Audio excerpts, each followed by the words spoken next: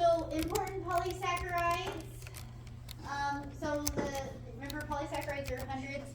The main job of our carbohydrates is to provide us with a chemical energy source that we can break down to make ATP and do work like moving things in our cells and all that stuff.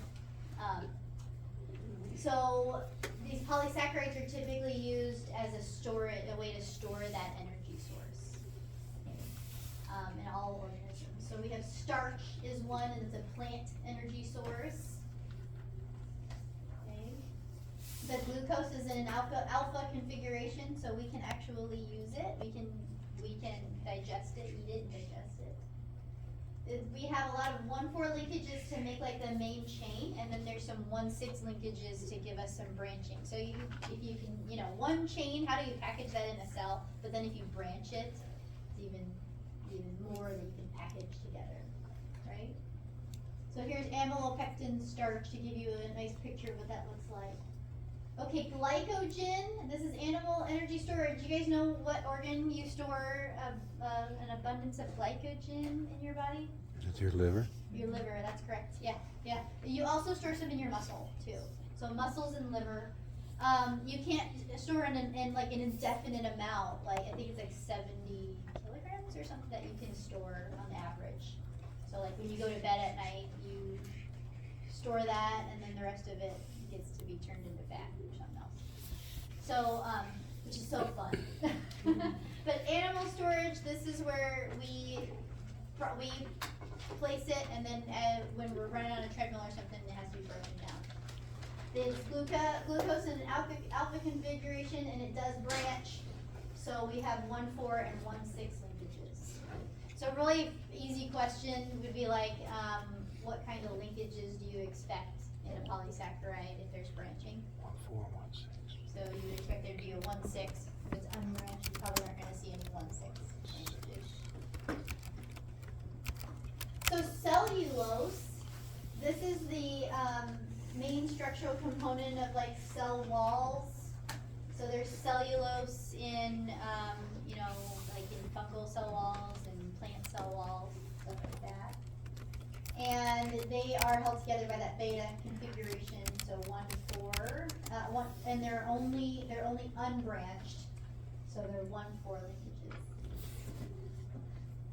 There's this like cool thing that I saw, I don't know that they do a lot of it, but you can synthesize paper by just building cellulose and putting it all together with cellulose paper.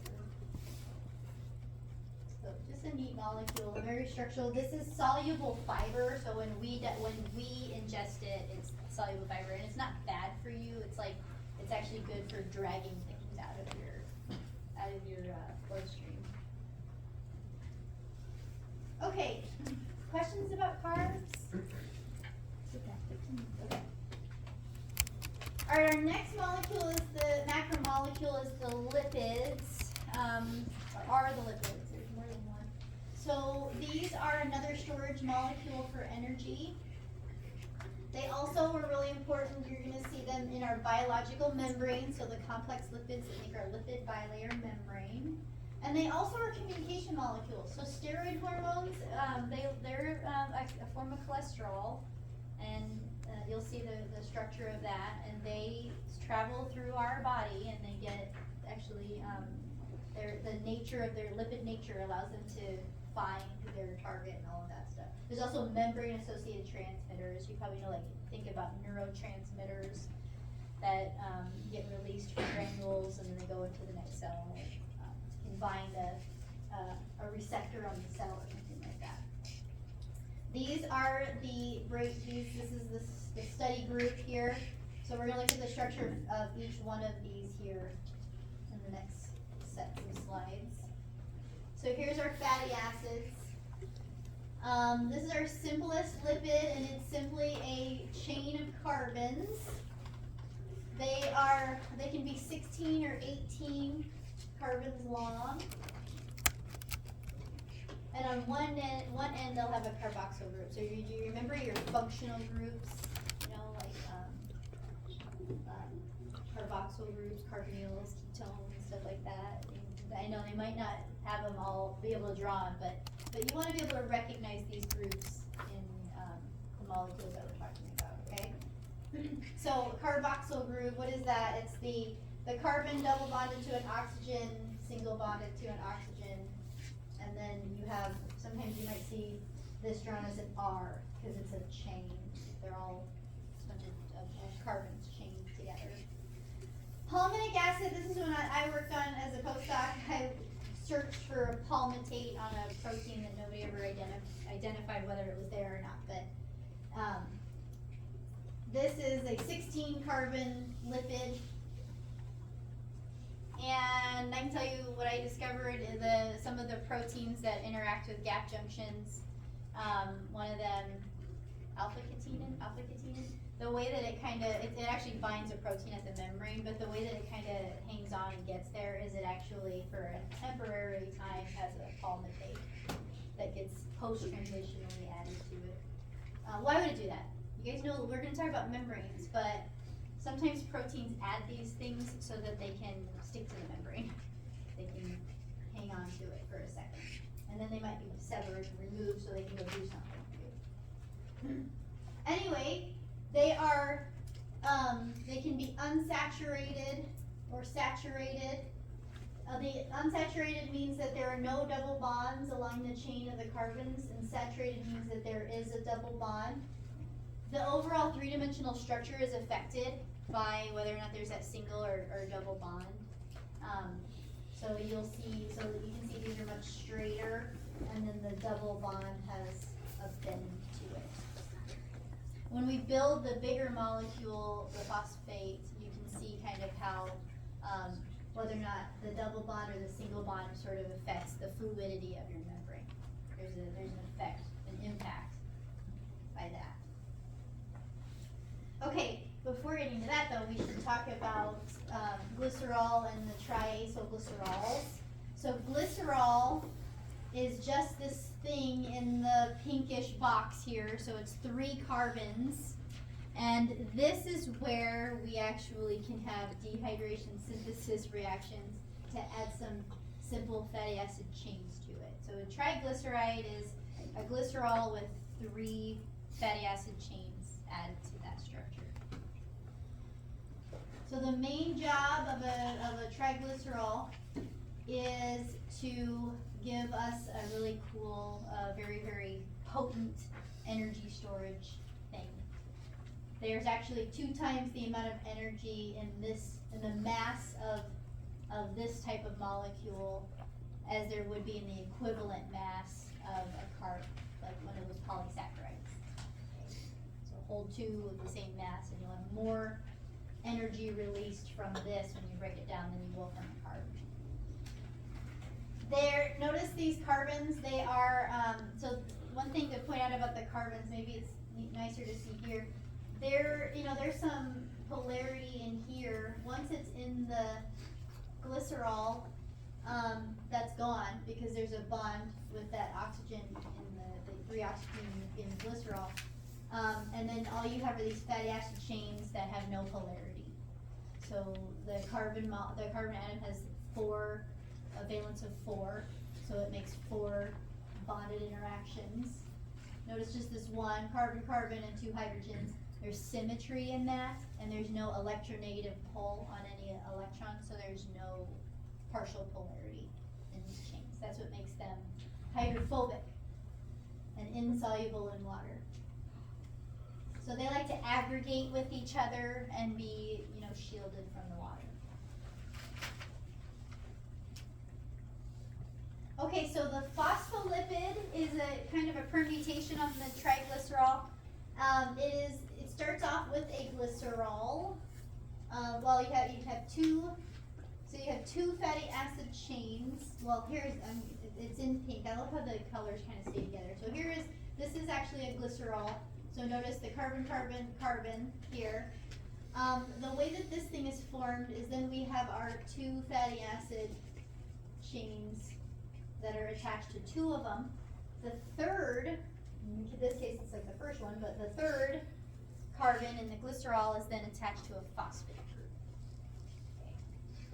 So here's our phosphate group POOO, negative charge. This can be further modified. So this is the basic phospholipid right here, but you can further modify them by adding some sort of functional group or some grouping of carbons to one of the oxygens. So this is the main thing that we see in the lipid bilayer membrane of the cell. Okay, and then it's kind of neat. They can be further modified with an ethanolamine group, choline, serine, phosphatidylserine, phosphatidylcholine. Those molecules can be what makes your lipid. These are, I'll make a point for these. So your cells, you might not know this, but the outside of your cell is decorated a certain way. We talked about the Golgi putting on sugars to decorate proteins and stuff like that. And then those typically are on the outside of the cell when they fuse with the membrane. Lipids are different between the inside and the outside. So the serine modification is usually on the inner layer, on the inner inside layer of that phospholipid bilayer. And when cells go through apoptosis, one of the things they do is they flip it so that like the things that eat those little packages of broken down cells will recognize that. So there's a reason for these little attachments to that.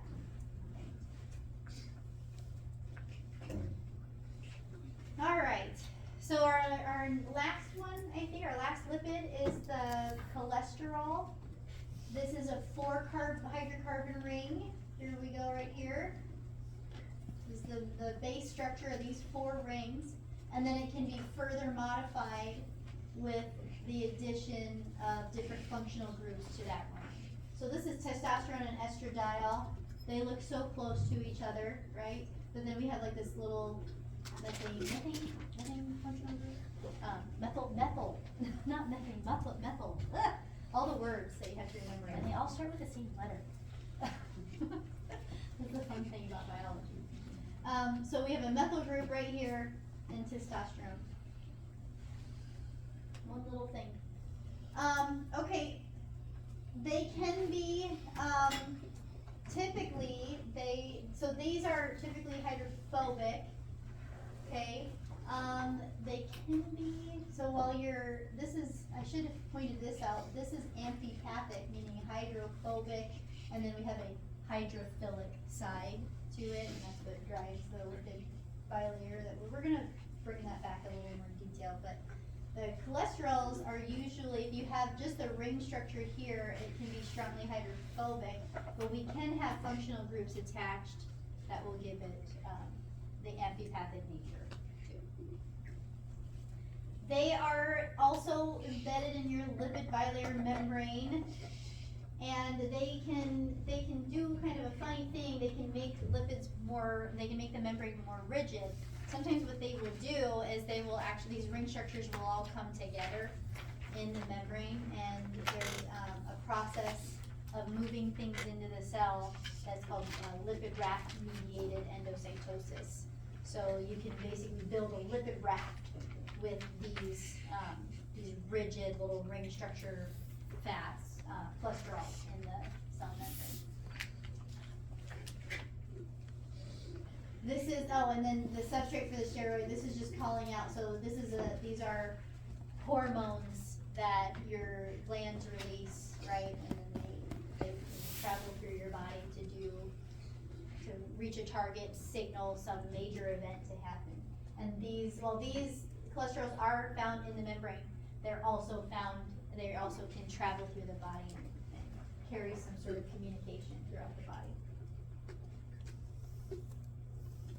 So be able to draw that. Be comfortable with drawing a basic cholesterol. And, you don't have to add all the carbons in, but remember that it's 4 rings. A couple of 6-sided rings and a single 5-sided ring.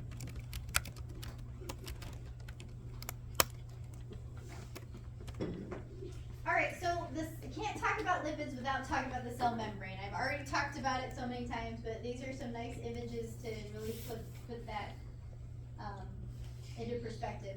So the cell membrane is a phospholipid bilayer. So here are those phospholipids. You got the fatty acid chains, or what you're seeing here, and the ball at the top is the phosphate head group.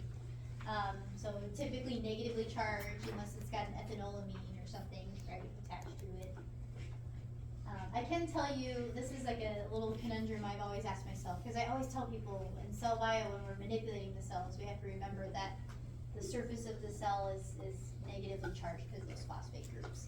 Even with those modifications, then the typical, if you were to take the lipids, the net charge is typically negative on the surface of the cell because of the phosphate head group. Anyways, these, if you were to take these complex lipids and just throw them into a water solution, they will spontaneously form so that the fatty acid chains are inside and the phosphate head groups are outside because of the hydrophobic nature of those fatty acid chains. Okay, so they are these two-dimensional fluids. It's a really cool concept that they make this two-dimensional space in the three-dimensional cell. So think about your plasma membrane, and it's that phospholipid bilayer around the cell. The processes that happen within the phospholipid bilayer membrane, they have to find each other in a two-dimensional space, as opposed to like in the cytoplasm if they're like trying to collide with each other through a three-dimensional space. So it kind of organizes things really nicely when you have things embedded in the membrane. So here is the diagram here showing you just the phospholipids themselves. They have this ability to flow within the layer. So they flow laterally within the layer. They don't just like stick in one spot. It's neat, like if you were to like pass your hand through here, they will spontaneously come back together, right, with the fatty acid chains. But they, again, like within the upper layer and the lower layer, they will move, they can move all the time, two-dimensionally in that space. So the membrane isn't like this though, it's not all lipids, it's 50% lipids, 50% proteins. So proteins are stuck in there. Before I move to this point, the proteins that are embedded, well, I'm gonna jump down here. The proteins that are embedded are stuck, they have some hydrophobic portions, and those hydrophobic portions are what you find interacting with this space. And then they may have some like hydrophilic portions that are going to be stuck in that way. And that's the hydrophobicity helps to orient the proteins that are going to be in there. Okay, so you're giving the right shape and the right organization to stuff. So integral proteins are ones that are embedded. They go all the way through those two layers. That's an integral membrane protein. A peripheral protein is one that's associated on the surface. So I just gave an example. There are like RAS. I don't know if you've ever heard of these little like signaling proteins that move around inside your cell. These things sometimes get a post-translational modification of a fatty acid so that they can, stick to the membrane. They have a little piece that will go into that space, into that inner layer of that. Okay, fluidity. So it's like an oil, the surface of the cell. We always think about it like an oil. If you think about the consistency of it, so the unsaturated fatty acid chains, remember the bend in that fatty acid chain, that can make it more fluid because those hydrophobic fatty acids can't smush up against each other as well because of the bend. The saturated stuff that has the nice straight chain, remember the fatty acid chain is nice and straight, no double bond. If you have an abundance of those in the membrane or in a space in the membrane, that little part might be a little thicker of an oil. Does that make sense? If they move a little bit slower because those hydrophobic chains are going to be very locked into each other. Cholesterol is kind of like a butter. You can think of it kind of like a butter. That's a really, that ring structure, can you imagine a lot of bending? There is some bending in phosphorus, but can you imagine there's more bending in the chain of the hydrocarbons than there would be in those rings? Not a lot of movement there. Does that make sense? I always like to picture it, what's the consistency of that? So here's what your membrane actually looks like with the proteins in it and integrated with it. And remember, it's the fluid mosaic model, so just as like those lipids can move laterally in the two-dimensional space, your proteins in principle can also move laterally in that two-dimensional space. So here we've got an integral membrane protein that's blue, so this is like a single, we haven't talked about proteins yet, but a single amino acid chain all folded up, and it's in the membrane. All this stuff here, the point I was trying to make earlier, all this stuff in here that is like connected or touching the hydrophobic path, these amino acids are gonna have hydrophobic portions to them, side chains to them. All the hydrophobic amino acids are gonna be in there. All the hydrophilic amino acids are gonna be in that part of the protein chain. If you don't get that yet, it's okay. We're gonna talk about proteins too. All right, so integral all the way through. The peripheral, here's one example of, here's a couple of examples. So here's a peripheral membrane protein bound to another protein that is integral. So it's in the periphery of the membrane. Here is one that I was describing earlier where we have a small prenylation. So we have a prenyl group. What is that? It's a simple fatty acid chain. And it's added to that portion of that polypeptide. Stuck in there. It's not transmembrane, it doesn't go all the way through, it's only in one side.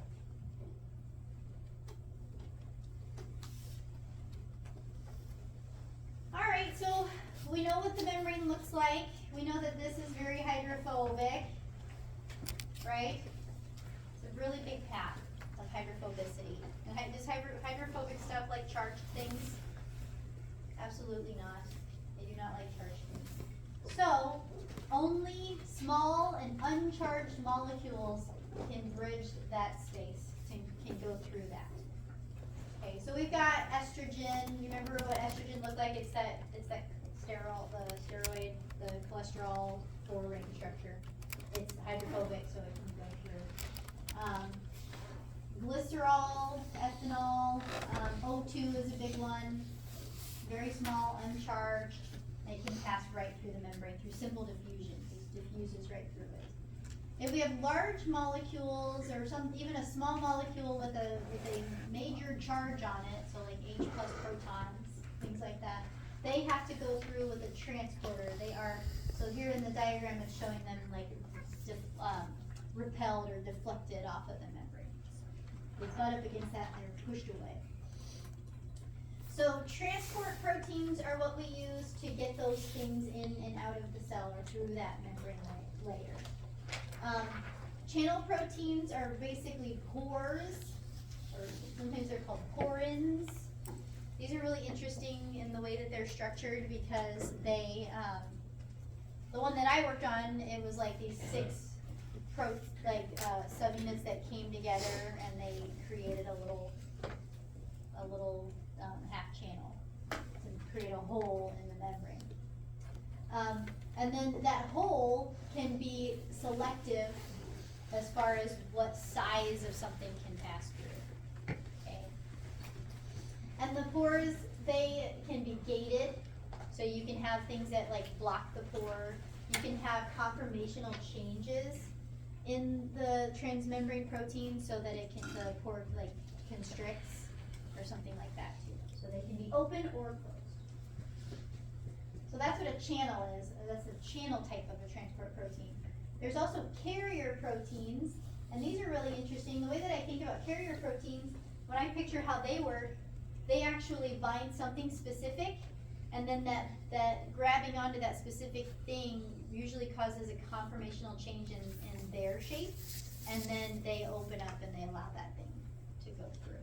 So first there's like a binding event, and then there's like this change in the shape of that carrier protein. It like carries it into grabs it and then pulls it through the membrane. This can be a passive process. You guys remember what that means? There's no ATP, no energy applied. The driving force is entropy. The driving force is moving things from a high concentration to a low concentration. So allowing those entropy is allowing those things to take up more space. Okay? So that's passive transport. Active transport usually goes against the concentration gradient, and it requires some energy because it's work. It's not like a natural spontaneous process. It's trying to take things that are nice and spaced out and push them together so that they're smushed. They're all smushed together. So that requires ATP. So here's some diagrams of that. So here's a channel protein, just a pore size that allows a certain size molecule to go through. Here's the carrier protein of passive transport. So here we have, if I were to modify this drawing, I would draw a bunch of those purple things on this side of the cell membrane, and then you would see it, coming through and to the space where there's open space for it. The other key feature to notice about this diagram is you notice that there is like this grabbing on to the cargo, and then there's this conformational change in the carrier protein, and then now we have it open so that the cargo can pass through.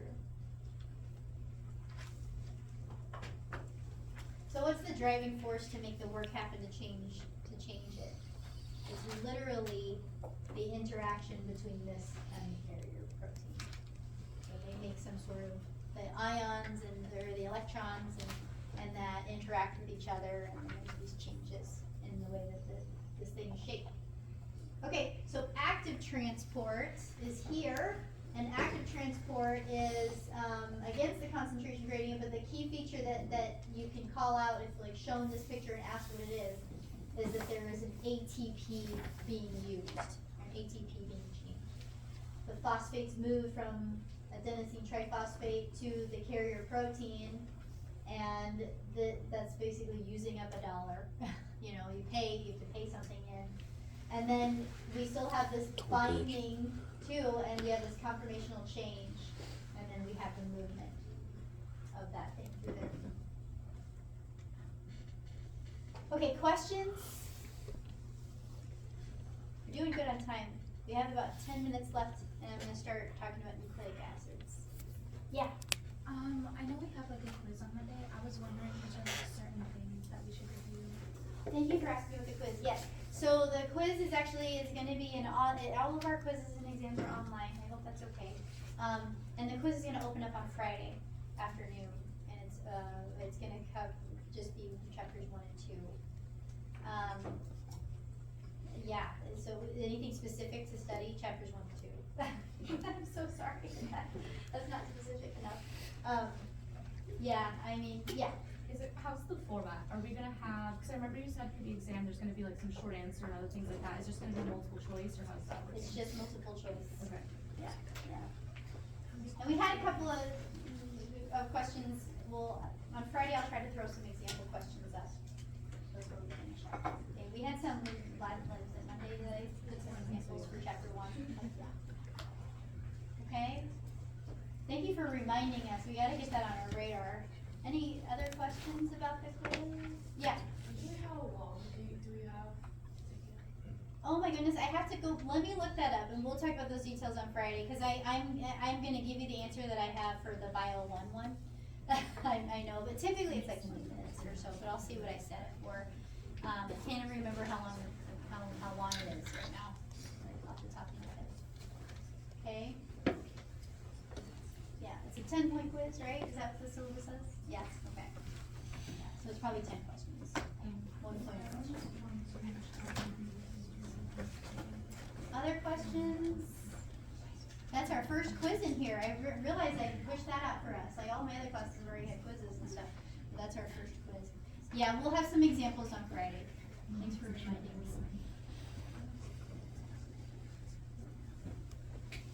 All right, we can use the next 7 minutes. We'll introduce nucleic acids. So, you guys that talked about the nucleus, talked about that being the information center of the cell, and the molecule that is the information is in it's polymers of nucleic acids. They are linear polymers, or nucleotides. Sorry, nucleotides are the monomers. Nucleic acids are the chain, the polymer. Okay. So there's two types of the monomer. You can have the deoxyribonucleic acid, which is in the deoxyribonucleic acid, which is the DNA molecule, and then you can have ribonucleic acids or RNA. The DNA is our genome; it's our source information. The RNA is kind of like a communication step. And so we have mRNA is the code that then is read to make protein. But there are other types of RNA really important to think about. There's transfer RNA or tRNA, ribosomal RNA, microRNA, piRNA. Probably haven't heard of those things. Some of these these are RNAs that regulate how long an mRNA can be around. They're actually involved in a communication process to degrade the mRNA.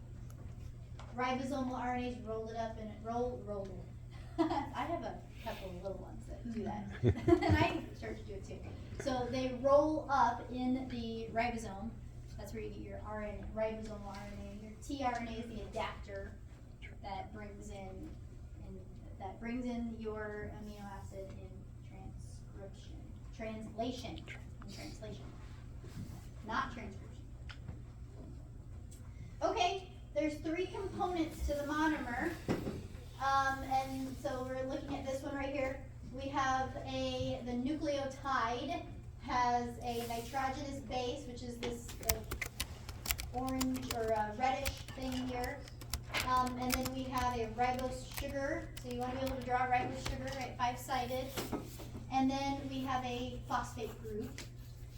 That's what a nucleotide is. We are specifically looking at uridine monophosphate, mono meaning one phosphate group, and then the uridine is calling out what nitrogenous base is here. Over here is a nucleoside.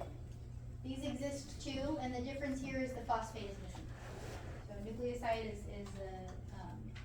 is a molecule with the nitrogenous base and ribose sugar, but no phosphate. The nucleotide has the ribose sugar, the nitrogenous base, and the phosphate. The nitrogenous base can be a couple of different flavors. So this part right here, they can be a purine, which is a 2-ring structure. And these are our A's and our G's, our adenine and our guanine. So at this level, you want to be able to tell me which ones are purines. Between A's, C's, C's, and G's. Got adenine and guanine. The pyrimidines, the longer word has the smaller structure. So we have cytosine, thymine, and uracil. Cytosine and thymine are going to be the nitrogenous bases chosen in our DNA. And the uracil is the nitrogenous base that replaces thymine in RNA. Okay. Look at the functional group difference. That little methyl group there. Okay. Here are the differences between the DNA and the RNA sugars. So they're both the 5-sided rings, okay? But the ribose sugar has an OH group on the second carbon. So remember these ring structures are numbered, the carbons, 1, 2, 3, 4, 5. So carbon number 2 has an OH group for ribose. Very simple functional group difference for RNA. And then DNA has an H, just a single hydrogen in that position. So think about the things that bind RNA and DNA, the proteins that are going to interact with it. This is what's going to matter for some of them. The OH or the H is going to matter. The bases are Oh, just a reminder. Why do I have two of these? One's RNA. Okay. The base difference, so bases for DNA are ACGT, the bases for RNA are ACGU. So let's just talk about the chain before we end. So the chain is a linear, the nucleotides are linked together. And where are they linked together? They're linked together from the 3' or the third carbons, OH, to the phosphate group that's on the 5 carbon. Okay, so it's a 5' end, we get a 5' end and a 3' end. So up here is our free 5' end, and we have a free 3' end, free 5', free 3'. Dehydration synthesis reaction, so we pull the water out, and here they are highlighted. So we pull our water out, and we end up with the sugar phosphate backbone. Sugar phosphate backbone. So here's phosphate, sugar, and there is the link right there. Okay, so our monomer is a nucleotide. Our linkage is what is our linkage called in DNA? Did we throw it out? I'm like stressed because it's the end of class, so I'm forgetting it. We'll bring it back. We have to review it anyways on Friday. But remember, for sugars, it's the glycosidic bond. I didn't show you guys where the dehydration synthesis reaction happened, but it's between for lipids, glycerols and fatty acids in that. So we bring that back.